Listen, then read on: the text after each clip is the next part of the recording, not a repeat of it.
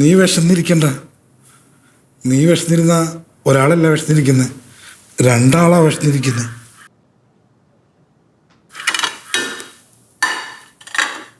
കഴിക്കാവണി.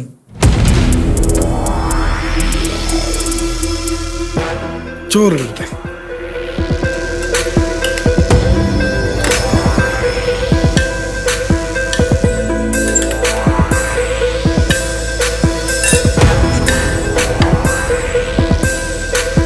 മുളക്കറി.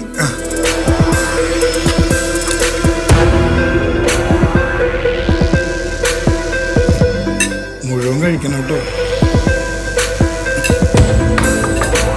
വെള്ളം.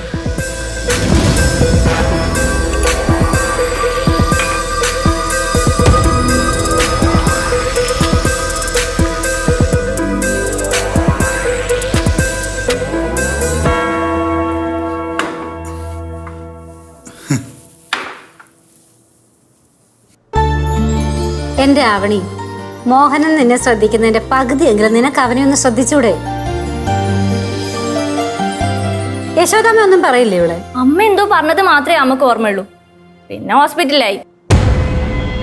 എന്നുവെച്ചാ അമ്മ ഒന്ന് ആലോചിച്ച് നോക്കിയേ, ഇവിടുത്തെ അമ്മ എത്ര വർഷമായി സ്റ്റെപ്പ് കയറി ഇറങ്ങുന്നു. എന്നിട്ട് എന്തെങ്കിലും സംഭവിച്ചിട്ടുണ്ടോ? പെട്ടെന്നൊരു ദിവസം എങ്ങനെ വീഴും?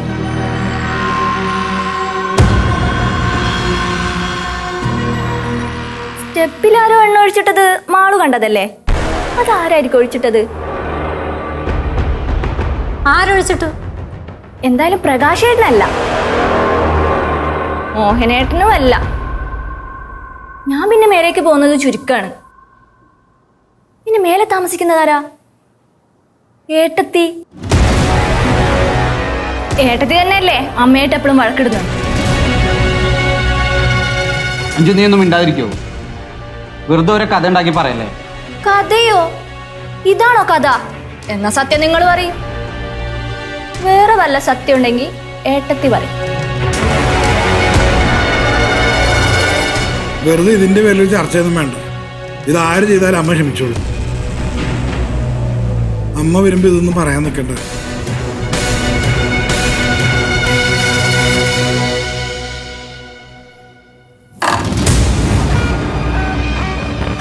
ആവണി,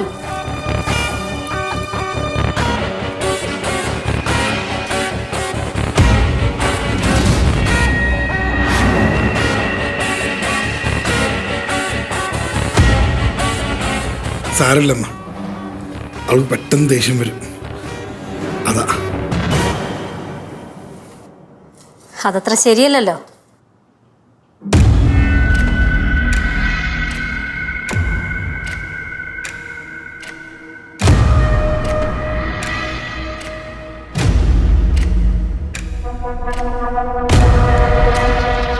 അച്ഛനെന്ത് ക്രൂരനാച്ചാ? അച്ഛൻ ക്രൂരനല്ല, പക്ഷെ അച്ഛനെ ക്രൂരനാക്കരുത്. ഏട്ടനിരുന്ന് കഴിക്കേട്ടാ. വേണ്ട, ഉള്ള മൂട് പോയി. നിങ്ങൾക്കും വേണ്ടേ? സമാധാനമായിട്ട് ഫുഡ് കഴിക്കാൻ സമ്മതിക്കില്ലല്ലോ. എന്നാ കഴിക്കണ്ട.